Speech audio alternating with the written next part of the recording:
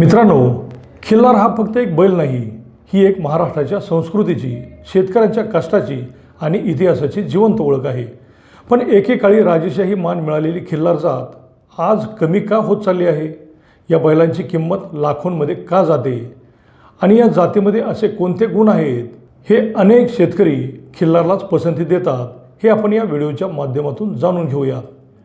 नमस्कार, मी अभिजित आणि आपण पाहत आहात प्राइम एक्सपोज। खिल्लार ही महाराष्ट्रातील देशी गोवंशाची पारंपरिक जात मानली जाते।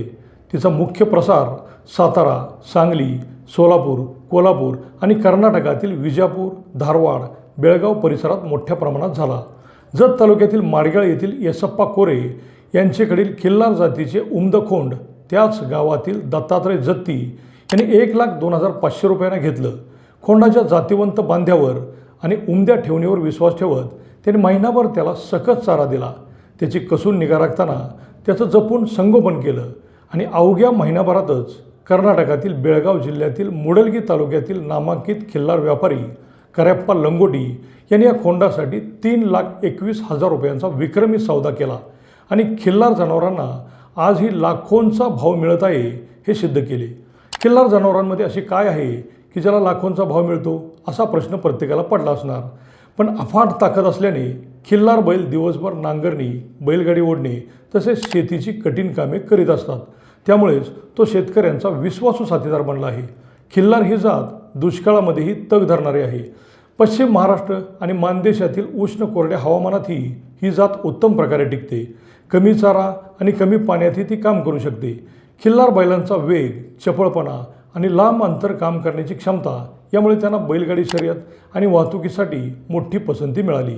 तसेच देखणे रूप, उंच बांधा, पांढरा किंवा राखाडी रंग, लांब वळणदार शिंगे आणि रुबाबदार चाल यामुळे खिल्लार हा महाराष्ट्रातील सर्वात देखण्या देशी बैलांपैकी एक मानला जातो।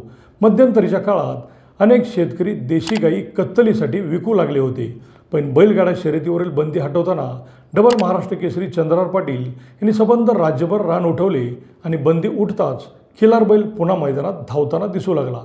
त्यावेळी त्यांनीही खिल्लार जातीचे जतन झाले पाहिजे अशी भूमिका घेतली होती।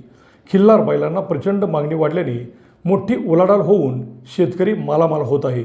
बैलगाडा शर्यतीमध्ये बकासूर या बैलाने अनेक शर्यतींमध्ये प्रथम क्रमांक मिळवल्याने थार गाडीसह लाखो रुपयांची बक्षिसही मिळवली आहेत। बकासूरसारखे अनेक खिल्लार बैल आज महाराष्ट्रातील मैदानं गाजवत आहेत। खिल्लार हा फक्त बैल नाही, ही महाराष्ट्राच्या मातीत जन्मलेली ताकद आहे। एकेकाळी प्रत्येक शेतकऱ्याच्या दावणीत दिसणारा खिल्लार आज हळूहळू दुर्मिळ का होत चालला आहे? महाराष्ट्राची आन बान आणि शान असणाऱ्या खिल्लार जातीला आपण पुढच्या पिढीसाठी जपू शकणार आहोत का?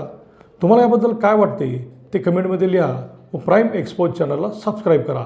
धन्यवाद।